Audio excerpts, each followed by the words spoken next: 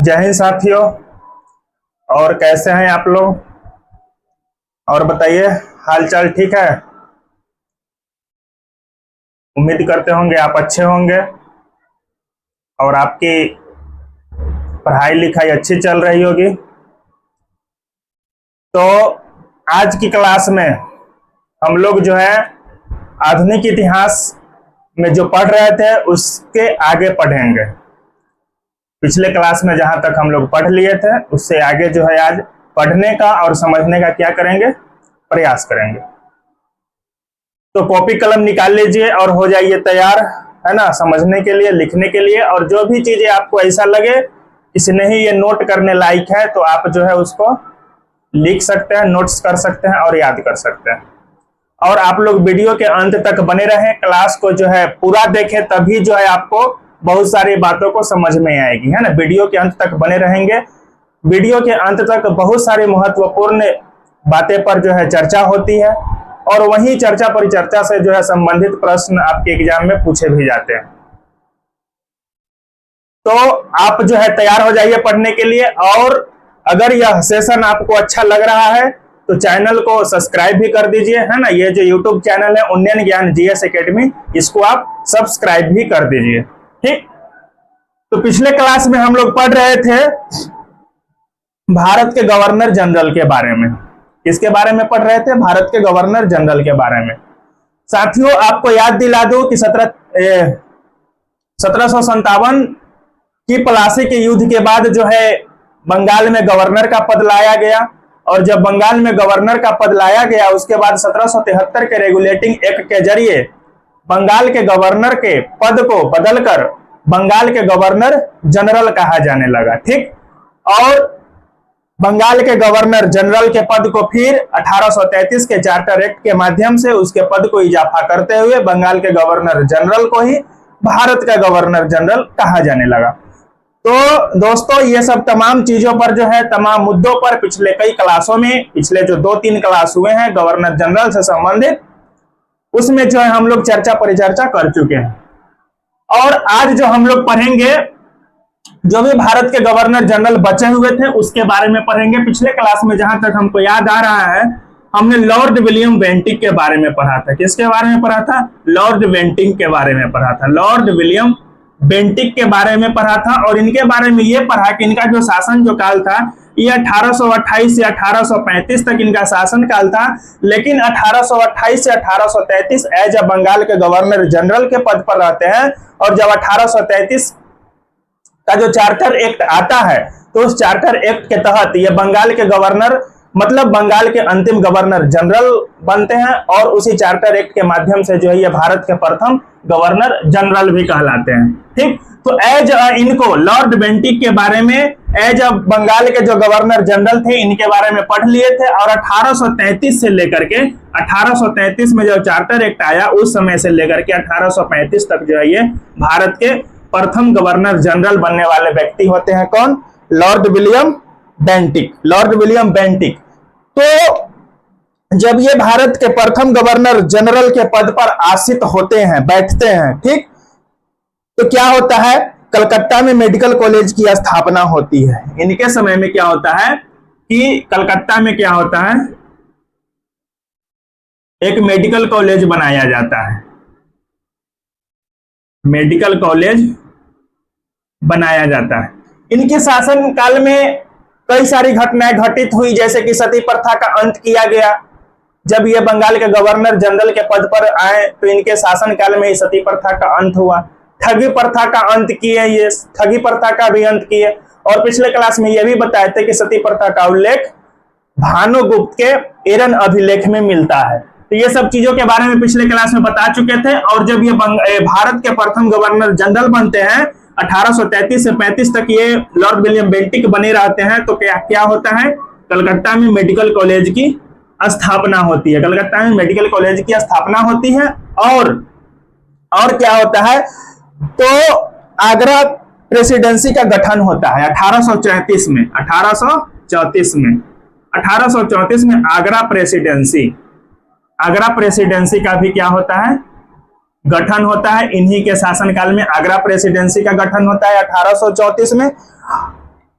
और मैसूर, कुर्ग और कछार, मैसूर, कुर्ग और कछार,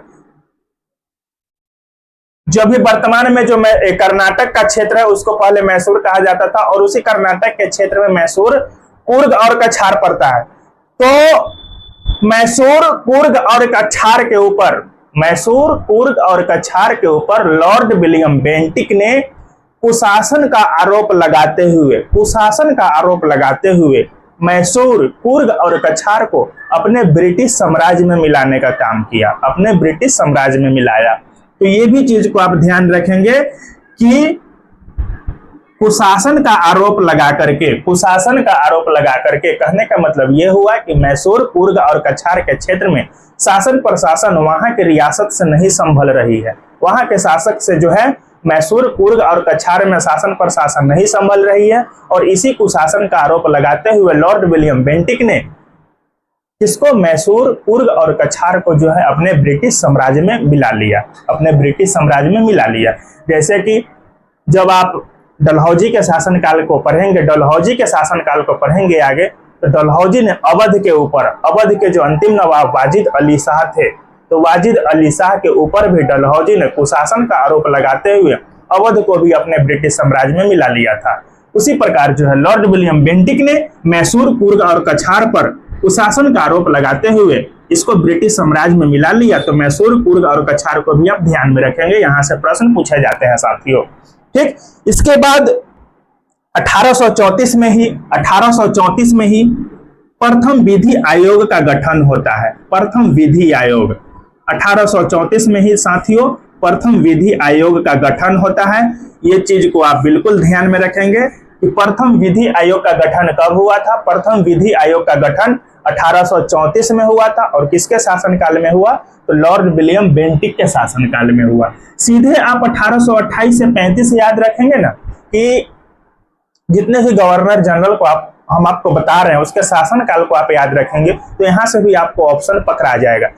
जब इस तरह के प्रश्न पूछे जाएंगे कि प्रथम विधि आयोग का गठन किसके शासनकाल में हुआ था, अगर आपको 1834 याद है प्रथम विधि आयोग का गठन किसके शासनकाल में हुआ था, और अगर आपको 1834 याद है कि 1834 में प्रथम विधि आयोग का गठन हुआ था, तो आप यहां से दिमाग लगा सकते हैं कि 1828 से 1835 तक लॉर्ड बेंटिक का शासनकाल रहा है, और इसी के बीच जो है 1834 आता है। इसका मतलब लॉर्ड विलियम बेंटिक के शासनकाल में ही प्रथम विधि आयोग का गठन हुआ था। तो दोस्तों इस चीज को भी जो है आप अपने दिमाग में बसा लेंगे। ठीक, उसके बाद 1835 में क्या हुआ, 1835 में लॉर्ड विलियम बेंटिक के शासनकाल में ही मैकाले शिक्षा पद्धति की शुरुआत हुई। मैकाले शिक्षा नीति की शुरुआत हुई। मैकाले शिक्षा नीति की शुरुआत 1835 में हुई, और जिसके तहत ये कहा गया कि भारत में जो है लोगों को अंग्रेजी माध्यम से शिक्षा दिया जाएगा। भारत के लोगों को अंग्रेजी माध्यम से शिक्षा दिया जाएगा। और मैकाले शिक्षा नीति की सबसे बड़ी खराबी ये थी, सबसे बड़ी बुराई इसमें ये थी कि मैकाले शिक्षा नीति में ये कहा गया था कि भारत के सभी वर्गों के लोगों को शिक्षा प्रदान नहीं किया जाएगा। मतलब कुछ वैसे वर्गों को शिक्षा प्रदान किया जाएगा जो उच्च वर्ग के हैं। उच्च वर्ग पर जो लोग आते हैं, उच्च वर्ग में जो लोग आते हैं उन्हीं को शिक्षा प्रदान किया जाएगा, और वहीं से शिक्षा छन कर निम्न वर्ग के लोगों तक पहुंचेगी। या ऐसे समझ सकते हैं भारत के अमीर लोगों को ही शिक्षा ग्रहण करने का अधिकार दिया गया था मैकाले शिक्षा नीति के तहत, और वहीं से अमीरी वर्ग से ही शिक्षा छन कर गरीबी तक पहुंचेगी। तो ऐसा थोड़ी होता है कि कुछ सीमित वर्ग के लोगों का ही शिक्षा पे अधिकार होगा, नहीं होगा, है ना। तो मैकाले शिक्षा नीति की ये बुराइयां थी, और ये 1835 में आया, और ये लॉर्ड विलियम बेंटिक के शासनकाल में ही मैकाले शिक्षा नीति को लागू किया गया था। 1813 में जब एक चार्टर एक्ट आया था, तो 1813 के चार्टर एक्ट में ही यह प्रावधान किया गया था कि शिक्षा पर 1813 के चार्टर एक्ट में ही प्रावधान किया गया था कि शिक्षा पर जो है 1 लाख रुपया वार्षिक खर्च किया जाएगा। शिक्षा पर 1 लाख रुपया वार्षिक जो है खर्च किया जाएगा। लेकिन 1835 तक शिक्षा के ऊपर 1 रुपया भी खर्च नहीं किया गया, जिसका कारण यह था कि अंग्रेज ही दो मत में बट गए थे। कुछ अंग्रेज अधिकारियों का यह मानना था कि भारतीयों को हिंदी भाषा में शिक्षा दिया जाए, यानी कि यहाँ की जो भाषा है, भारतीयों की जो अपनी मूल भाषा है, उस मूल भाषा में शिक्षा दिया जाए।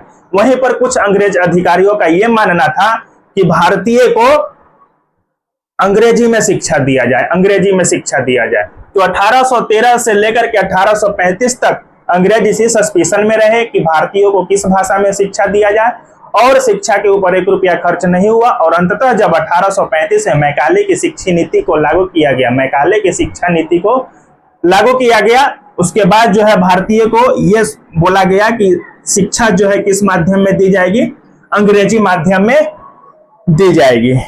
ठीक है दोस्तों, तो ये सब था लॉर्ड विलियम बेंटिक के बारे में। इसी प्रकार से जो है 1828 से 35 तक लॉर्ड विलियम बेंटिक का शासनकाल रहता है। और लॉर्ड विलियम बेंटिक के बाद जो अगले गवर्नर जनरल बन के आते हैं, भारत के अगले गवर्नर जनरल बन के आते हैं, उसका नाम रहता है मेटकॉफ, चार्ल्स मेटकॉफ। और चार्ल्स मेटकॉफ का जो शासनकाल है 1835 से लेकर के 1836 तक है। चार्ल्स मेटकॉफ का शासनकाल कब से कब तक है? 1835 से लेकर के 1836 तक है। इस चीज को भी आप ध्यान में रखेंगे। Metcalfe, Charles Metcalfe.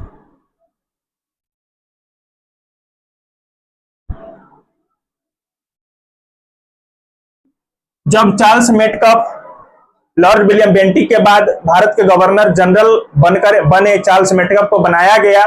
तो सबसे पहले साथियों, जब चार्ल्स मेटकॉफ भारत के गवर्नर जनरल बने तो इसने भारतीयों के हित में काम किया, इसने भारतीयों के हित में काम किया। और जब ये भारत में गवर्नर जनरल बन के आए तो इसने देखा कि यहाँ की जो प्रेस है, भारतीय प्रेस है, इस पर बहुत सारे प्रतिबंध लगा हुआ है, भारतीय प्रेस पर बहुत सारे प्रतिबंध लगा हुआ है। और चार्ल्स मेटकॉफ ने क्या किया कि भारतीय प्रेस पर जो भी प्रतिबंध लगे हुए थे वो सारे प्रतिबंध को हटा दिया गया, वो सारे प्रतिबंध को जो है चार्ल्स मेटकॉफ हटा दिए। ठीक, इसलिए जो है चार्ल्स मेटकॉफ को क्या कहा जाता है? प्रेस का मुक्तिदाता कहा जाता है, क्योंकि प्रेस पर जितने भी सारे प्रतिबंध लगा था, प्रेस पर जितने भी सारे प्रतिबंध लगाया गया था, वो सारे प्रतिबंध को चार्ल्स मेटकॉफ ने हटाया, चार्ल्स मेटकॉफ ने हटाया। इसलिए जो है चार्ल्स मेटकॉफ को क्या कहा जाता है? प्रेस का मुक्तिदाता कहा जाता है। इस चीज को भी आप जो है ध्यान में रखेंगे, है ना। समाचार पत्र पर लगे प्रतिबंध को हटा दिया था। और जब ये समाचार पर लगे प्रतिबंध को हटा दिए और ये भारतीय के सपोर्ट में, यहाँ यानी कि भारत के जनता के सपोर्ट में जब ये काम करने लगे तो इनके ऊपर दबाव बनाया गया, इनके ऊपर अंग्रेजों ने दबाव बनाया।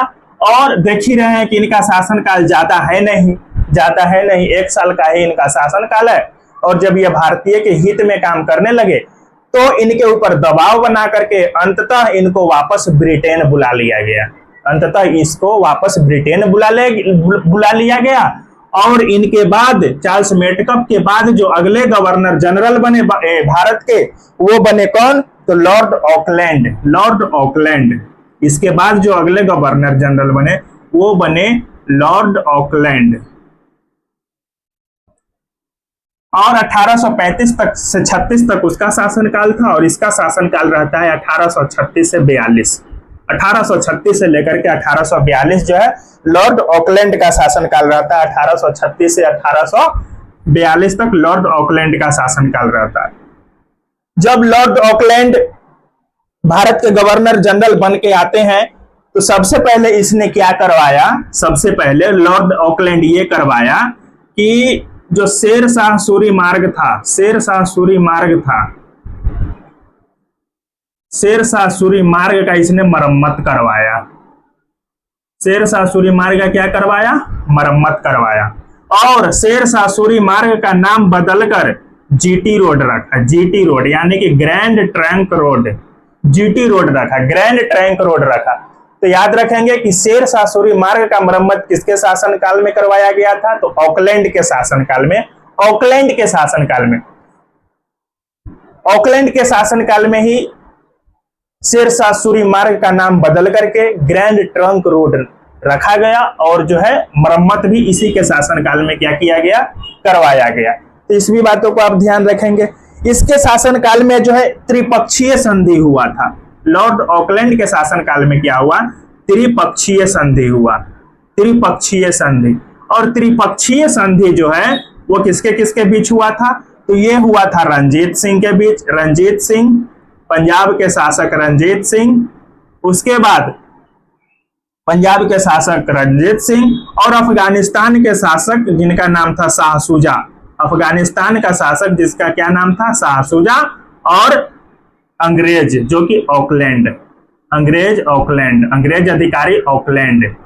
तो इन तीनों के बीच क्या हुआ था? त्रिपक्षीय संधि हुआ था। त्रिपक्षीय संधि हुआ था, ठीक। और ये त्रिपक्षीय संधि जो है 1838 में हुआ था। तो 1838 को मुख्य तौर पर ध्यान रखेंगे। यहां से प्रश्न ईस्वी में ही पूछे जाते हैं कि त्रिपक्षीय संधि कब हुई थी? तो त्रिपक्षीय संधि 1838 में हुई थी। त्रिपक्षीय संधि 1838 में हुई और ये पंजाब के शासक रंजीत सिंह, अफगानिस्तान के शासक शाह शुजा और अंग्रेज अधिकारी ऑकलैंड के बीच हुआ था, ठीक। तो त्रिपक्षीय संधि को भी आप क्या करेंगे? ध्यान में रखेंगे कि ये सब लॉर्ड ऑकलैंड के शासनकाल की महत्वपूर्ण घटनाएं हैं, ठीक। लॉर्ड ऑकलैंड के समय में प्रथम आंग्ल अफगान युद्ध हुआ। प्रथम आंग्ल अफगान युद्ध, आंग्ल अफगान युद्ध क्या हुआ? प्रथम आंग्ल अफगान युद्ध हुआ। और प्रथम आंग्ल युद्ध अफगान जो हुआ यह 1839 से 1842, 1839 से 1842 तक चला। प्रथम आंग्ल अफगान युद्ध, जैसे कि हम आपको पिछले सेशन में भी बताए थे कि अंग्रेज अधिकारियों ने यानी कि ब्रिटिश ईस्ट इंडिया कंपनी के तहत जितने भी गवर्नर जनरल बन के आए, उसने साम्राज्यवादी या विस्तारवादी नीति के तहत जो है अपने ब्रिटिश साम्राज्य का विस्तार किया।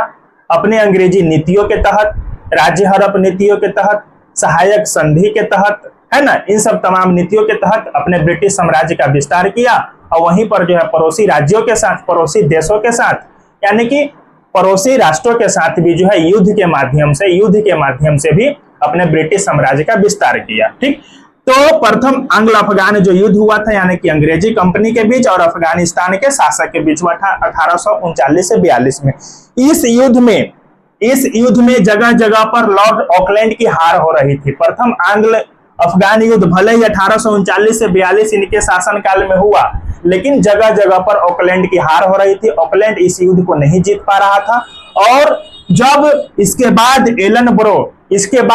एलन ब्रो भारत के गवर्नर जनरल बन के आता है, 1842 से 44 तक उसका शासनकाल रहता है और 39 से 42 तक आंग्ल अफगान युद्ध चलता है। और 42 में ही जब एलन ब्रो भारत के गवर्नर जनरल बन के आते हैं तो क्या करता है? एलन ब्रो युद्ध को जिताने का काम करता है। एलन ब्रो क्या करता है? युद्ध को जिताने का काम करता है और इसमें अंग्रेजों की जीत होती है और अफगानिस्तान की क्या होती है साथियों? हार होती है। तो प्रथम आंग्ल अफगान युद्ध 1839 से 42 तक चला और ये किसके शासनकाल में चला? लॉर्ड ऑकलैंड के शासनकाल में। इस चीज को भी आप क्या करेंगे? ध्यान में रखेंगे। लॉर्ड ऑकलैंड एक काम यह भी किया कि जो भी भारतीय छात्र मेडिकल की तैयारी करते थे, जो भी भारतीय छात्र जो है मेडिकल की तैयारी करते थे, यानी कि जिनको डॉक्टर बनने का सपना था, वैसे छात्र को इन्होंने विदेश जाने की अनुमति दिया। कहाँ जाने की अनुमति दिया? विदेश जाने की अनुमति दिया कि आप जो है अगर आपको डॉक्टर बनने का शौक है तो आप जो है विदेश जाकर के शिक्षा ग्रहण कर सकते हैं। तो ये सब जो तमाम चीजें आपको हमने समझाने का प्रयास किया कि लॉर्ड ऑकलैंड ने शेरशाह सूरी मार्ग का मरम्मत करवाया, शेरशाह सूरी मार्ग का नाम बदल करके जीटी रोड रखा, ग्रैंड ट्रंक रोड रखा। लॉर्ड ऑकलैंड के शासनकाल में 1838 में त्रिपक्षीय संधि हुई रंजीत सिंह और अफगानिस्तान के शासक शाह शुजा और जो है ऑकलैंड के बीच त्रिपक्षीय संधि जो हुई वो भी लॉर्ड ऑकलैंड के बीच हुई। और इसी के शासनकाल में प्रथम आंग्ल अफगान युद्ध भी हुआ और इस युद्ध को लॉर्ड एलन ब्रो ने जिताया 1842 में और इसने मेडिकल छात्रों को विदेश जाने की अनुमति प्रदान किया लॉर्ड ऑकलैंड ने। तो ऑकलैंड के बारे में साथियों ये सब महत्वपूर्ण बातें थी जिसको आप जो है दिमाग में रखने का प्रयास करेंगे। ठीक है, आपको याद करना है ये सब। अगर ये क्लास आपको अच्छा लग रहा है तो साथियों थोड़ा सा सपोर्ट भी कर दीजिए, है ना। हमारे चैनल उन्नयन ज्ञान जीएस एकेडमी को सब्सक्राइब कर दीजिए और अपने साथियों के बीच शेयर भी कर दीजिए।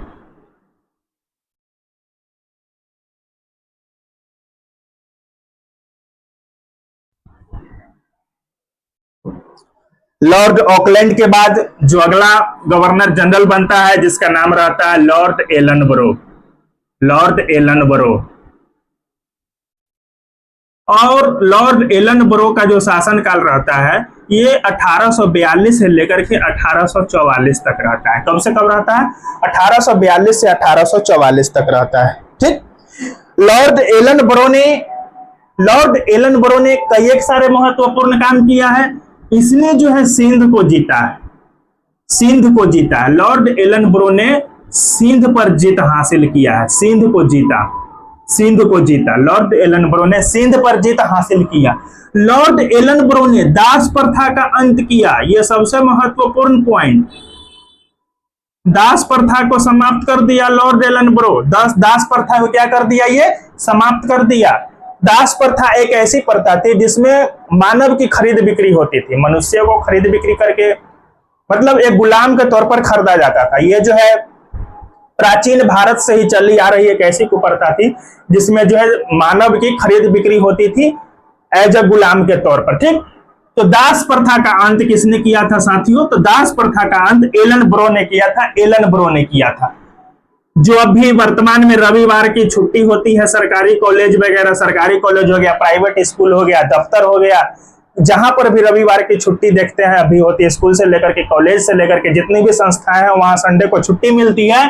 और रविवार की छुट्टी की शुरुआत लॉर्ड एलनबरो ने ही किया था। लॉर्ड एलनबरो ने ही रविवार की छुट्टी की शुरुआत की, जो अभी आज तक जो है चलता आ रहा है। और लॉर्ड एलनबरो ने ही दास प्रथा का उन्मूलन कर दिया। अंग्रेजों ने भले ही भारत पर शासन किया है, यहाँ की भारतीयों को सताया है, लेकिन कई ऐसे अंग्रेज अधिकारी हुए, गवर्नर जनरल हुए, जिसने भारत के हित में भी काम किया है, भारत के हित में भी काम किया। जैसे कि दास प्रथा का अंत कर दिया। उसके बाद आगे लॉर्ड हार्डिंग प्रथम के बारे में पढ़ेंगे, तो उसने नरबलि प्रथा का अंत किया था। सोचिए, उड़ीसा में एक खोंड जाति की परंपरा थी कि वो नर बलि का काम मतलब मनुष्यों का बलि देता था। तो नर बलि का समापन करना, सती प्रथा का अंत कर देना, विधवा पुनर्विवाह अधिनियम को लागू करा करके विधवा को पुनः विवाह करने का अधिकार देना, फिर यहाँ पर दास प्रथा का अंत कर देना। मतलब ये सब बातें ये साबित करती हैं कि कई एक अंग्रेज अधिकारी ऐसे भी हुए जो कि भारत के भारतीयों के लिए हित के बारे में भी सोचा। ठीक है, तो लॉर्ड एलनबरो के बारे में इतना चीज आप 2 पॉइंट याद रखेंगे कि दास प्रथा का अंत और रविवार का छुट्टी लॉर्ड एलनबरो, और सिंध पर विजय लॉर्ड एलनबरो ने प्राप्त किया था। इसके बाद 44 के बाद जो अगला गवर्नर जनरल बनता है उसका नाम रहता है हार्डिंग द्वितीय।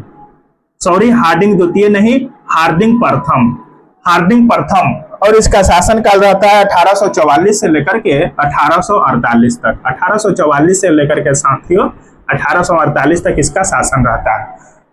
जब हार्डिंग प्रथम का शासन काल आता है 1844 से लेकर के 1848 तक, तो 1844 से लेकर के 1848 के दौरान ये क्या करता है कि नरबलि प्रथा का अंत करता है। हार्डिंग प्रथम क्या करता है दोस्तों? नरबलि प्रथा का अंत करता है। और नरबलि प्रथा के तहत ये किया जाता था कि उड़ीसा में एक खोंड जनजाति रहा करती थी। उड़ीसा में एक खोंड जनजाति रहा करती थी। वो खोंड जनजाति जो है अपने इष्ट देवता को प्रसन्न रखने के लिए, खुश करने के लिए जो है मनुष्यों का बलि करते थे, मनुष्यों का बलि दिया जाता था। और वैसा मनुष्य जो शिक्षित हो, विद्वान हो, देखने में सुंदर हो, है ना, शिक्षित विद्वान, ऐसा मनुष्य का वो खोज करते थे जो शिक्षित हो, विद्वान हो और सुंदर हो। और वैसे मनुष्य को काट करके जो है बलि दे दिया करता था खोंड जनजाति के लोग। और ऐसी नरबलि प्रथा का, ऐसी जो कुप्रथा सदियों से उड़ीसा में खोंड जनजाति के अंदर जो चली आ रही थी, ऐसी कुप्रथा का समाप्त किया है हार्डिंग प्रथम किया है, हार्डिंग प्रथम किया है। अभी आप हिंदू परंपरा में ही देख सकते हैं, मुस्लिम परंपरा में भी देख सकते हैं कि बकरीद के शुभ अवसर पर मुसलमान लोग क्या करते हैं, बकरी का बलि देते हैं, बकरा का बलि देते हैं। हिंदू में भी नवरात्रि के समय में माँ दुर्गा, माँ काली को प्रसन्न रखने के लिए जो है बकरे का बलि दिया जाता है, जो कि एक प्रकार की ये कुप्रथा है ना। ऐसा थोड़ी है कि बलि दे देने से, जानवरों को कष्ट पहुंचा देने से देवी देवता प्रसन्न होते हैं, ऐसा तो नहीं होता होगा। अगर देवी देवता को माता की संज्ञा दी गई है, देवी को अगर बलि दिया जाता है, अगर देवी को माँ की संज्ञा दी गई है, जगत जननी बोला जाता है, तो कोई भी जगत की जननी थोड़ी चाहेगी कि हमारे बच्चों का कष्ट हो। जब जगत की वो माता है तो जगत के जितने भी पशु पक्षी नर नारी प्राणी, जितने भी जीव जंतु है, सबकी वो माँ हुई। तो कोई माँ थोड़ी ना चाहेगी कि हमारे बच्चों का कष्ट हो। तो ये कुप्रथा है, इसका जो है उन्मूलन होना चाहिए। अभी भी कई जगहों पर यह परंपरा चल ही रहा है कि जानवरों का बलि दिया जाता है, बकरे का बलि दिया जाता है, जो कि एक गलत कुप्रथा है। और माता के नाम पर, भगवान के नाम पर जो है लोग अपने पेट पूजा करने के लिए बलि देते हैं। मेरा सिंपल सा यही मानना है। तो हार्डिंग के समय में क्या हुआ, नर बलि प्रथा का ये अंत कर दिया लॉर्ड हार्डिंग। ठीक, इस बात को आप याद रखेंगे। और हार्डिंग के बाद जो अगला गवर्नर जनरल बनता है भारत का, वो डलहौजी बनता है। अगला गवर्नर जनरल कौन बनता है साथियों? डलहौजी बनता है। और डलहौजी का जो शासनकाल रहता है 1848 से 56 तक रहता है। डलहौजी अगला गवर्नर जनरल जो है डलहौजी बनता है। डलहौजी का शासनकाल 1848 से लेकर के 1856 तक रहता है, डलहौजी का शासनकाल। डलहौजी का वास्तविक नाम के बारे में चर्चा किया जाए तो इसका नाम था जेम्स एंड्रयू। डलहौजी का जो वास्तविक नाम था, इसका नाम था जेम्स, वास्तविक नाम जेम्स एंड्रयू रामजे या रामसे, रामसे या रामसे, रामसे या Ramsay, Ramsay, James Andrew Ramsay, यह डलहौजी का वास्तविक नाम था। और कहा जाता है कि डलहौजी को जब भारत का गवर्नर जनरल बना करके भेजा गया, आप गौर से सुनिएगा, तो ब्रिटिश ईस्ट इंडिया कंपनी ने कहा कि आपके शासन काल के बाद British east India company Bharat में अपनी साम्राज्यवादी नीति का समाप्त करने जा रही है। अपने साम्राज्यवादी नीति को जो है ब्रिटिश ईस्ट इंडिया कंपनी आपके शासन काल के बाद समाप्त करने जा रही है। इसलिए आपको जितना भारत में साम्राज्य का विस्तार करना है, भारत में जितना भी ब्रिटिश साम्राज्य का विस्तार करना है, उतना जो है आप अपने शासन काल में ब्रिटिश साम्राज्य का विस्तार कर लीजिए। आपके शासन काल के बाद ब्रिटिश ईस्ट इंडिया कंपनी साम्राज्यवादी नीति को समाप्त कर देगी। और हुआ भी यही। जब डलहौजी भारत में गवर्नर जनरल बन के आया तो इसने राज्य हड़प नीति को अपनाया, राज्य हड़प नीति को अपनाया। गोद निषेध प्रथा के तहत गोद निषेध प्रथा को लागू किया और राज्य हड़प नीति के तहत यहाँ की देशी रियासतों के राज्यों को हड़पने का कोशिश किया, जिसको डॉक्ट्राइन ऑफ लैप्स या राज्य हड़प नीति या गोद निषेध प्रथा कहा जाता है। तो साथियों, गोद निषेध प्रथा होता क्या था? तो गोद निषेध प्रथा को आप इस तरीका से समझेंगे कि गोद निषेध प्रथा एक ऐसी प्रथा थी कि जिस भी देशी रियासत के राजा को पुत्र की प्राप्ति नहीं होती थी, तो वो किसी दूसरे के पुत्र को गोद ले लिया करते थे। ठीक, किसी दूसरे के पुत्र को गोद ले लिया करते थे और उनके निधन के बाद उस साम्राज्य का, उस देशी रियासत का जो राजा होता था, वो गोद लिया गया पुत्र ही उस राज्य का राजा होता था। तो डलहौजी ने क्या किया कि देशी रियासत को 3 भागों में बांटा। देशी रियासत को डलहौजी ने 3 भागों में बांटा। एक वैसा देशी रियासत जो स्वतंत्र देशी रियासत रहा हो, जिसके ऊपर न तो कभी मुगलों ने शासन किया हो, न कभी अंग्रेजों ने शासन किया हो और न कभी मराठों ने शासन किया हो। वैसा देशी रियासत जो मुगल, मराठा या अंग्रेजों के अधीन कभी नहीं आया हो, अपने आप में पूर्ण तरीके से स्वतंत्र का जीवन व्यतीत किया हो, वैसी देशी रियासत के लिए डलहौजी ने गोद निषेध प्रथा को समाप्त नहीं किया। वैसी देशी रियासतों को अधिकार था कि वो जो है, अगर उनकी संतान नहीं होती है तो वो जो है दूसरे के पुत्र को गोद ले सकते हैं। एक वैसी देशी रियासत जो कभी न कभी मराठों के अधीन रहा हो, कभी न कभी अंग्रेजों की अधीनता स्वीकार किया हो या कभी न कभी मुगलों की अधीनता स्वीकार किया हो, वैसी देशी रियासतों के लिए इसने ये नियम बनाया कि अगर उनको पुत्र की प्राप्ति नहीं होती है तो उसको दूसरे के पुत्र को गोद लेने के लिए हमसे, यानी कि अंग्रेज अधिकारियों से अनुमति लेनी होगी। अगर अंग्रेज अधिकारी अनुमति प्रदान करेंगे तो वो जो है गोद ले सकते हैं। अगर अंग्रेज अधिकारी अनुमति प्रदान नहीं करेंगे तो वो गोद ले नहीं सकते हैं। ये दो हो गया। तीसरा नियम इसने ये बनाया कि जो देशी रियासत पूर्ण रूप से ब्रिटिश ईस्ट इंडिया कंपनी के ऊपर आश्रित थी, वैसी देशी रियासत जो पूर्ण रूप से आश्रित थी, वैसी देशी रियासत को गोद लेने का कोई अधिकार नहीं था। वैसे देशी रियासत को गोद लेने का कोई अधिकार नहीं था। इस तरह से डलहौजी ने गोद निषेध प्रथा को लागू किया और राज्य हड़प नीति के तहत अधिक से अधिक ब्रिटिश साम्राज्य को विस्तार किया। ब्रिटिश साम्राज्य को क्या किया? विस्तार किया। साथियों, इस चीज को जो है आप ध्यान में रखेंगे। ठीक, इसके तहत गोद निषेध प्रथा के तहत सतारा, संबलपुर, जैतपुर, झांसी, बघाट और नागपुर। सतारा हो गया, संबलपुर हो गया, जैतपुर हो गया, झांसी हो गया, बघाट हो गया, नागपुर हो गया। ये सब जो देशी रियासत थी, सतारा, संबलपुर, जैतपुर, झांसी, बघाट, नागपुर, इन सभी देशी रियासतों के ऊपर डलहौजी ने गोद निषेध प्रथा को लागू करके राज्य हड़प नीति के तहत इन सारे के सारे देशी रियासतों को अपने ब्रिटिश साम्राज्य में क्या कर लिया? मिला लिया। तो साथियों, यह था डलहौजी की कहानी। इसको जो है आप ध्यान में रखेंगे। 1855 में एक देशी रियासत था जिसका नाम था करौली।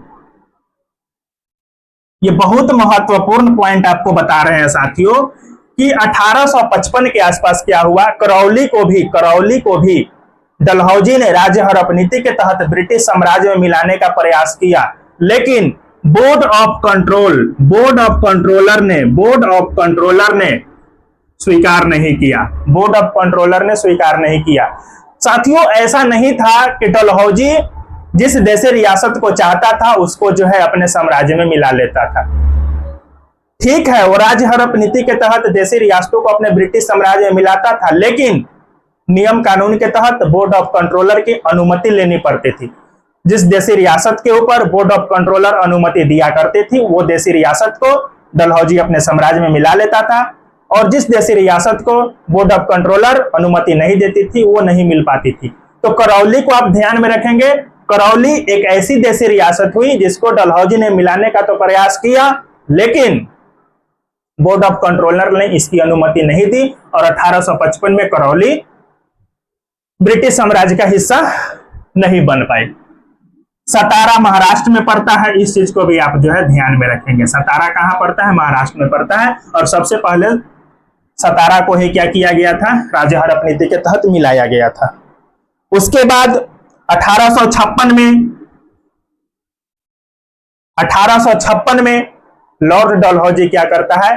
अवध को राज्य हड़प नीति के तहत अपने साम्राज्य में मिला लेता है। अवध की कहानी यह है दोस्तों कि अवध में क्या होता है कि अवध में जो है गोद निषेध प्रथा लागू नहीं हो रहा था, क्योंकि अवध के जो अंतिम नवाब थे वो वाजिद अली शाह थे और उनकी पत्नी बेगम हजरत महल, और वाजिद अली शाह का जो पुत्र था उसका नाम था गिरजिस कादिर। और गोद निषेध प्रथा का मतलब यह होता था कि जिसको पुत्र नहीं है, अगर उसने दूसरे के पुत्र को गोद लिया है तो वो जो है अपने साम्राज्य का नवाब नहीं बन सकता है, देशी रियासत का नवाब नहीं बन सकता है। लेकिन वाजिद अली शाह के पास तो पुत्र था, उनका एक संतान था जिसका नाम था ब्रिजिस कादिर। तो ब्रिजिस कादिर जो है वाजिद अली शाह के बाद अवध का नवाब बन जाता। तो डलहौजी के ऊपर एक दबाव बनाया गया कि अवध को जो है किसी भी येन केन प्रकारेन किसी भी तरह से जो है अवध को ब्रिटिश साम्राज्य में मिलाना है, और इसलिए मिलाना है कि बंगाल और दिल्ली को जोड़ने का काम अवध करती थी। जो अवध अभी वर्तमान में जहां पर लखनऊ और अयोध्या का क्षेत्र है, लखनऊ और अयोध्या के क्षेत्र को अवध का क्षेत्र बोला जाता था उस समय। तो बंगाल से दिल्ली को जोड़ने का काम अवध करती थी। अभी भी आप बंगाल से जब दिल्ली जाएंगे तो अवध होते हुए ही जाएंगे। ठीक, इसलिए जो है ब्रिटिश ईस्ट इंडिया कंपनी के जो गवर्नर जनरल डलहौजी के ऊपर जो है यह दबाव था कि अवध को किसी तरह से मिलाना है। अगर अवध ब्रिटिश साम्राज्य का हिस्सा बन जाती है तो जो है ब्रिटिश कंपनी के लिए जो है दिल्ली पर कब्जा करना आसान हो जाएगा, या जो है दिल्ली तक आने जाने का मार्ग सुगम हो जाएगा। इस तरीका से सोचती है। तो डलहौजी करे तो क्या करे? बिरजिस कादिर तो वाजिद अली शाह का पुत्र था, तो उसने क्या किया कि वहां पर एक अंग्रेज अधिकारी को नियुक्त किया जिसका नाम था जेम्स आउटरम। जेम्स आउटरम को डलहौजी ने नियुक्त किया और उसने ये बोला कि वहां पर जाकर के जो है आप अवध में ये पता लगाइए कि शासन प्रशासन की व्यवस्था ठीक ठाक चल रही है कि नहीं चल रही है। षड्यंत्र के तहत जेम्स आउटरम को वहां का एक अंग्रेज अधिकारी नियुक्त बना करके नियुक्त किया जाता है वहां के शासन प्रशासन को पता लगाने के लिए। जेम्स आउटरम रिपोर्ट यह सौंपता है कि अवध में जो शासन प्रशासन है वो सही ढंग से नहीं चल रही है, यानी कि वाजिद अली शाह से जो है अवध के शासन प्रशासन की व्यवस्था नहीं संभल पा रही है। तो डलहौजी क्या किया कि कुप्रशासन का आरोप लगाते हुए जो है अवध को अपने ब्रिटिश साम्राज्य में मिला लिया, जिसका विरोध वाजिद अली शाह की पत्नी बेगम हजरत महल और उसके पुत्र ब्रिटिश कादिर ने किया। वाजिद अली शाह तो इसका विरोध नहीं कर पाए, लेकिन उनकी पत्नी बेगम हजरत महल जो थी और ब्रिटिश कादिर जो थी वो इसका विरोध की। और 1856 में जब उनके हाथ से अवध चला गया तो बेगम हजरत महल अपने पुत्र ब्रिटिश कादिर के साथ 1857 की क्रांति में कूद पड़ती है, ताकि उसको क्या चाहिए था, अपना अवध साम्राज्य चाहिए था, अवध चाहिए था, ठीक। और जो है 1857 की क्रांति में कूद पड़ती है। और जब 1857 की क्रांति को अंग्रेजों ने दबाने का प्रयास किया और जब वह अंग्रेजों के तरफ मुड़ने लगा 1857 की क्रांति, और जब ये क्रांति कमजोर पड़ने लगी, अंग्रेज ने इसको दमन पूर्वक दबाने का प्रयास किया। उसके बाद जो है बेगम हजरत महल अपना जान बचाने के लिए भागकर कहां चले जाती है, नेपाल चले जाती है। तो ये था साथियों 1856 के बारे में जो हमने बताया अवध के बारे में कि अवध को कैसे मिलाया गया था, वो थी कहानी। उसके बाद जो है द्वितीय आंग्ल सिख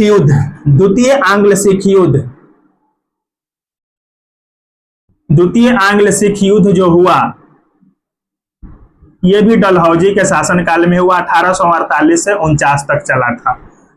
आंग्ल सिख युद्ध, दो गो आंग्ल सिख युद्ध हुआ है, एक 1845 से 46 चला और दूसरा जो 1848 से 49 चला। और ये जो सिख युद्ध हुआ है पंजाब के शासक दिलीप सिंह के बीच हुआ है, ठीक। पंजाब के शासक दिलीप सिंह और अंग्रेजों के बीच हुआ है। इसमें दिलीप सिंह की हार होती है, अंग्रेजों की जीत होती है। उसके बाद जो है पंजाब को डलहौजी अपने ब्रिटिश साम्राज्य में मिला लेता है। पंजाब के बारे में हमने पिछले क्लास में विस्तार से चर्चा की है, वहां से आप समझ सकते हैं। 1848 से 49 के बीच जो है आंग्ल सिख युद्ध चलता है। 1839 में जब पंजाब के शासक रंजीत सिंह की मृत्यु हो जाती है, तो जब तक रंजीत सिंह पंजाब के शासक बने रहते हैं तब तक हमने पीछे भी बताया कि अंग्रेजी सेना के बाद सबसे मजबूत सेना थी वो थी रंजीत सिंह की सेना, है ना। तो जब तक रंजीत सिंह अपने पद पर रहे, जीवित रहे, तब तक अंग्रेजों ने पंजाब के ऊपर आंख उठा करके भी नहीं देखा। जैसे ही 1839 में पंजाब के शासक रंजीत सिंह की मृत्यु हो जाती है, उसके बाद उसका पुत्र खड़ग सिंह का पुत्र नौनिहाल सिंह और नौनिहाल सिंह का पुत्र शेर सिंह और शेर सिंह का पुत्र जब दिलीप सिंह का शासन आता है तो दिलीप सिंह के आते आते जो है इनकी सत्ता कमजोर पड़ जाती है। और जब इनकी सत्ता कमजोर पड़ जाती है तो अंग्रेजों ने पंजाब के ऊपर हमला करता है। 1845 से 46 तक प्रथम आंग्ल सिख युद्ध चलता है, उसमें भी दिलीप सिंह को मुंह की खानी पड़ती है। उसके बाद 1848 से 49 तक भी 1848 से 49 में द्वितीय आंग्ल सिख युद्ध होता है, उसमें भी दिलीप सिंह को मुंह की खानी पड़ती है। उसके बाद अंग्रेजों ने पंजाब पर जो है अपना जीत हासिल की और पंजाब को अपना ब्रिटिश साम्राज्य में मिला लिया। तो साथियों ये था आंग्ल सिख युद्ध की कहानी 1848 से 49। ये भी डलहौजी के शासनकाल में ही हुआ है, ठीक है। डलहौजी के बारे में ये साम्राज्यवादी तो था ही, विस्तारवादी तो था ही, ये जो है इसको रेलवे का जनक भी बोला जाता है। रेलवे का जनक डलहौजी को रेलवे का जनक बोला जाता है। क्यों बोला जाता है? कि इसने भारत में रेलवे का विकास किया है। रेलवे का ये विकास किया है भारत में, रेलवे का रेल लाइन बिछाने का विकास किया है। और आपको याद हो कि 14 अप्रैल 1853 को 16 अप्रैल 1853 को सबसे पहले रेलगाड़ी चलाई गई थी मुंबई से थाने के बीच। और मुंबई से थाने के बीच जो रेलगाड़ी चलाई गई थी वो डलहौजी के शासनकाल में ही चलाई गई थी और 16 अप्रैल 1853 को चलाई गई थी। इसलिए 16 अप्रैल को रेल दिवस के रूप में मनाया जाता है। रेल दिवस, तो याद रखेंगे रेल दिवस कब मनाया जाता है? 16 अप्रैल को मनाया जाता है। डलहौजी ने डाक व्यवस्था की शुरुआत किया, डाक व्यवस्था का भी शुरुआत किया डलहौजी, रेल व्यवस्था का भी शुरुआत किया, रेलवे लाइन की शुरुआत की, है ना। पोस्ट ऑफिस एक्ट पारित करके पोस्ट ऑफिस एक्ट जो है ये 1854 में पारित करके, इस चीज को आप ध्यान रखेंगे कि पोस्ट ऑफिस एक्ट 1854 में डलहौजी के शासनकाल में ही पारित हुआ था, और पोस्ट ऑफिस एक्ट पारित करने के बाद जो है ये डाक व्यवस्था का शुरुआत करता है डलहौजी। इसके शासनकाल में शिक्षा का वुड डिस्पैच, ये बहुत महत्वपूर्ण घटना घटित हुई थी कि शिक्षा का वुड डिस्पैच लागू किया गया था।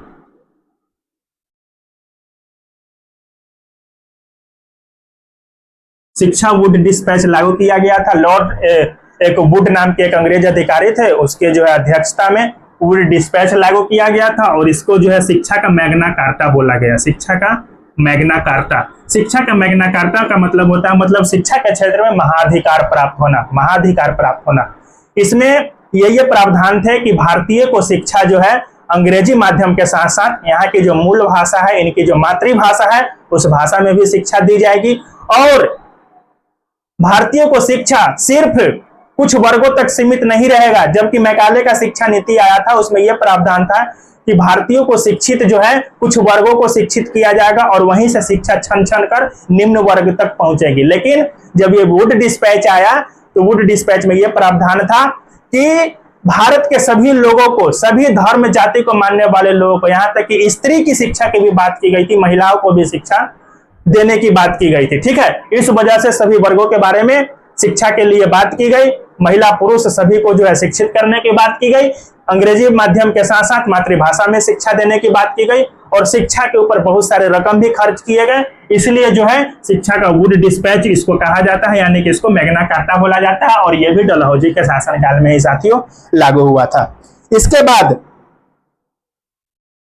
इसी प्रकार से जो है 1856 में जब डलहौजी का शासनकाल समाप्त होता है, इसके बाद जो है अगला भारत के गवर्नर जनरल बनते हैं, वो बनते हैं साथियों कैनिंग। कैनिंग, तो ये था डलहौजी के बारे में। डलहौजी के बारे में ये सब चीज आप याद रखेंगे। सबसे महत्वपूर्ण बात ये थी कि राज्य हड़प नीति के तहत डलहौजी ने सबसे ज्यादा ब्रिटिश साम्राज्य का क्या किया था, विस्तार किया था, जिसके तहत सतारा, संबलपुर, जैतपुर, झांसी, बघाट, नागपुर, ये सब क्षेत्र को जो है डलहौजी जीत करके अपना ब्रिटिश साम्राज्य में दोस्तों मिलाया था। तो ये सब बातों को आप ध्यान रखेंगे। अगर वीडियो अच्छा लग रहा है तो चैनल को जो सब्सक्राइब भी कर देंगे, चैनल को सब्सक्राइब भी कर देंगे। उसके बाद जो अगला गवर्नर जनरल बनता है वो बनता है कैनिंग। कौन बनता है साथियों? कैनिंग। और कैनिंग जो है इसका शासनकाल, ऐसे पूरा शासनकाल देखा जाए तो इनका शासनकाल रहता है 1856 से 62। 1856 से 62, 1856 से 62 तक लॉर्ड कैनिंग जो है भारत के गवर्नर जनरल और भारत के वायसराय के पद पर बने रहते हैं। लेकिन एज अ गवर्नर जनरल इनको देखा जाए तो ये जो है 1856 से 1858, 1856 से लेकर के 1858, 1858 नहीं 57, क्योंकि 1858 में एक बिल पारित हुआ था, है ना, भारत शासन अधिनियम एक्ट पारित हुआ था, और उसके तहत जो है बंगाल के गवर्नर जनरल को भारत का वायसराय, भारत के गवर्नर जनरल को भारत का वायसराय कहा जाने लगा था। तो कैनिंग जो है 1856 से 57 तक भारत के अंतिम गवर्नर जनरल के पद पर बने रहते हैं, अंतिम गवर्नर जनरल के पद पर, क्योंकि 1858 में एक एक्ट पारित होता है। उस एक्ट के तहत भारत के गवर्नर जनरल को भारत का वायसराय कहा जाने लगता है, और कैनिंग जो है इसी एक्ट के तहत भारत के बनने वाले अंतिम गवर्नर जनरल होते हैं, और इसी एक्ट के तहत भारत के बनने वाले प्रथम वायसराय भी होते हैं, वायसराय भी होते हैं। तो कैनिंग के बारे में आप ये देखेंगे कि कैनिंग जो है 1856 में जब ये भारत के गवर्नर जनरल बने, तो 1856 में कैनिंग क्या करते हैं, सबसे बड़ा महत्वपूर्ण काम करते हैं, और वो महत्वपूर्ण काम था हिंदू विधवा पुनर्विवाह। हिंदू विधवा पुनर्विवाह मतलब, और ये जो किए थे ईश्वर चंद्र विद्यासागर के प्रयास से, ईश्वर चंद्र विद्यासागर के प्रयास से। उस समय जो है भारत में महिलाओं की स्थिति ऐसी थी कि बाल विवाह प्रथा प्रचलित थी। 8 साल, 10 साल, 12 साल जाते जाते यहाँ की लड़कियों को शादी कर दिया जाता था। कम उम्र में शादी होने के बाद उनका शारीरिक विकास रुक जाता था। साथियों लाइन कट गया है, अगर आपको दिखाई दे रहा है तो ठीक है। तो 1856-57 के आसपास यहाँ की महिलाओं की स्थिति दयनीय स्थिति थी, जिसका वजह यह था कि बाल विवाह प्रथा थी। बाल विवाह 10 साल 12 साल में यहाँ की लड़कियों को शादी कर दिया जाता था, और जिसके वजह से उनका शारीरिक विकास रुक जाता था, कई सारी बीमारियां ग्रसित हो जाती थी, पकड़ लेती थी। स्वाभाविक सी बात है ना, कम उम्र में शादी होगा, कम उम्र में बच्चा होगा, जब कम उम्र में बच्चा होगा तो टीबी, कैंसर इत्यादि जो है बीमारियां पकड़ने का चांसेस बढ़ जाते हैं। ठीक, तो जब क्या होता था, जब 8 साल 10 साल 12 साल में यहाँ की लड़कियों का शादी होता था तो किसी किसी का पति कम उम्र में ही बेचारा मर जाता था। जैसे कि 12 साल में ब्याह हुआ, उसका उम्र 17-18 साल हुआ, 20 साल हुआ, तब तक किसी किसी के पति का देहांत हो गया। जब उसके पति का देहांत हो जाता था तो उस बेचारी महिला को उसके न तो ससुराल वाले और न ही मायके वाले, न ही नैहर वाले, न ही ससुराल वाले, दोनों में से कोई नहीं अपनाते थे। अब वो बेचारी करती तो क्या करती, दर दर भटकना पड़ता था, है ना, बंजारा की जिंदगी जीना पड़ता था। उनकी दयनीय स्थिति यह हो गई कि उस समय बहुत ही उनकी दयनीय स्थिति खराब हो गई। इस वजह से ईश्वर चंद्र विद्यासागर के मन में एक ऐसा विचार आया कि ये इस बेचारे के लिए क्या किया जाए, इनका क्या दोष है, अगर इनकी पति का डेथ हो गया, मृत्यु हो गई इसके पति का, तो ये तो ऊपर वाले के हाथ में है, और समाज जो है न इनके माए बाप अपना रहा है और न ही इनके ससुराल वाला अपना रहा है। तो इसने कैनिंग के साथ जो है मिल करके हिंदू विधवा पुनर्विवाह अधिनियम को लागू किया, हिंदू विधवा पुनर्विवाह अधिनियम को लागू किया। और हिंदू धर्म में एक नियम यह भी है कि आप जो है कानूनी तौर से एक शादी कर सकते हैं, आप दोबारा शादी नहीं कर सकते हैं। गैर कानूनी तरीके से अगर 2-4 शादी करते हैं तो इसका खमियाजा आपको भुगतना ही पड़ेगा। यहाँ तो एक कन्या को रखना, एक पत्नी को रखना जो है इतना मुश्किल हो रहा है, समझ ही रहे हैं आप। अभी वर्तमान में जो है पुरुष की स्थिति ऐसी हो गई है कि कोई पुरुष ड्राम में पैक हो रहा है तो कोई पहाड़ की घाटियों से धक्का देकर के गिराया जा रहा है। तो यहाँ तो अभी एक बीबी को रखना मुश्किल है, अब 2-4 कहाँ से रखेंगे, है कि नहीं। तो किसी पत्नी की जब कोई भी लड़की की जब पति की मृत्यु हो जाती थी कम उम्र में, तो उसको जो लोग नहीं अपनाते थे उसके लिए कैनिंग ने विधवा हिंदू पुनर्विवाह अधिनियम को लागू किया, जिसके तहत विधवा जो है बेचारी क्या कर सकती थी, विवाह कर सकती थी, दोबारा विवाह कर सकती थी। यानी कि उस समय 1856-57 के समय विधवा स्त्री को विवाह करने का भी अधिकार प्राप्त नहीं था, विधवा स्त्री को विवाह करने का भी अधिकार प्राप्त नहीं था जब उसका पति मर जाता था। सोचिए, उससे पहले विलियम बेंटिक के समय राजा राम मोहन राय के काल को याद कीजिए कि सती प्रथा थी, सती प्रथा थी। 1829 में अगर सती प्रथा का उन्मूलन न किया गया होता, है ना, तो सोचिए आज क्या होता, आज क्या होता, आज भी स्त्री को जिंदा जला दिया जाता, यही होता। तो उस समय विलियम बेंटिक ने सती प्रथा का तो अंत कर दिया, लेकिन यहाँ पर कैनिंग ने हिंदू विधवा पुनर्विवाह लागू करके वैसे विधवा को यह अधिकार दिलाया कि अब से जो है आप समाज से वंचित नहीं रहेगी, आपको जो है पुनः विवाह करने का अधिकार मिलता है और वहां से आप विवाह करके जो है आप फिर से अपना नया जीवन रचा सकते हैं, बसा सकते हैं। तो हिंदू विधवा पुनर्विवाह को आप याद रखेंगे कि 1856 में लॉर्ड कैनिंग ने इसको क्या किया था, जारी किया था। 1857 में साथियों, जब वुड डिस्पैच शिक्षा नीति बनकर के आती है, किसके समय, डलहौजी के समय। अभी थोड़ी देर पहले बताया कि वुड डिस्पैच नीति जब लागू होती है, जिसको शिक्षा का मैग्ना कार्टा कहा जाता है, तो उसमें यह भी प्रावधान था कि ब्रिटेन में यानी कि लंदन में जो विश्वविद्यालय चल रहे हैं, लंदन में जो विश्वविद्यालय चल रहे हैं, उसी विश्वविद्यालय जैसा, उसी के तहत, मतलब लंदन में जो विश्वविद्यालय चल रहे, यूनिवर्सिटियां चल रही है, उसी विश्वविद्यालय के तहत जो है भारत में भी विश्वविद्यालय का निर्माण किया जाएगा, भारत में भी विश्वविद्यालय का निर्माण किया जाएगा। और उसी वुड डिस्पैच शिक्षा नीति के तहत लॉर्ड कैनिंग के शासनकाल में 1857 में भारत के बंगाल, उसके बाद मद्रास और उसके बाद मुंबई, याद कीजिए, अंग्रेजों के 3 प्रेसिडेंसी नगर थे, 3 मुख्यालय थे, जिसमें से बंगाल, मद्रास और मुंबई था। और यही बंगाल, मद्रास और मुंबई में लॉर्ड कैनिंग ने 1857 में विश्वविद्यालय खुलवाया, जहां पर लोग जो है अधिक से अधिक उच्च शिक्षा को जो है ग्रहण कर सके। तो साथियों, ये सब चीजें थी लॉर्ड कैनिंग के बारे में एज अ भारत के गवर्नर जनरल। आगे वाली क्लास में जो है, जब 1857 में दोस्तों एक क्रांति होती है, जिसको 1857 का क्रांति कहा जाता है। और ब्रिटेन के हुकूमत को यह लगता है, ब्रिटिश क्राउन को यह लगता है कि अब जो है भारत की शासन प्रशासन की व्यवस्था ब्रिटिश ईस्ट इंडिया कंपनी से नहीं संभल रही है, इसी वजह से जो है भारत में क्रांतियां हो रहा है। तो 1858 का एक एक्ट पारित होता है और उस एक्ट के तहत जो भारत में जो ब्रिटिश ईस्ट इंडिया कंपनी का जो शासन रहता है, उस शासन को ब्रिटिश क्राउन अपने हाथ में ले लेता है और इसी एक्ट के तहत लॉर्ड कैनिंग को भारत का वायसराय बनाया जाता है, भारत का वायसराय बनाया जाता है। और इसके बाद 1858 से लेकर के 1862 तक कैनिंग भारत के वायसराय के पद पर बने रहते हैं। तो साथियों, आज की क्लास को हम यहीं पे समाप्त करते हैं। अगर यह वीडियो अच्छा लग रहा है तो आप हमारे चैनल उन्नयन ज्ञान जीएस एकेडमी को सब्सक्राइब करना न भूलें। आप हमारे साथ सब्सक्राइब करके जुड़ सकते हैं। तो मिलते हैं साथियों अगले क्लास में। जय हिंद।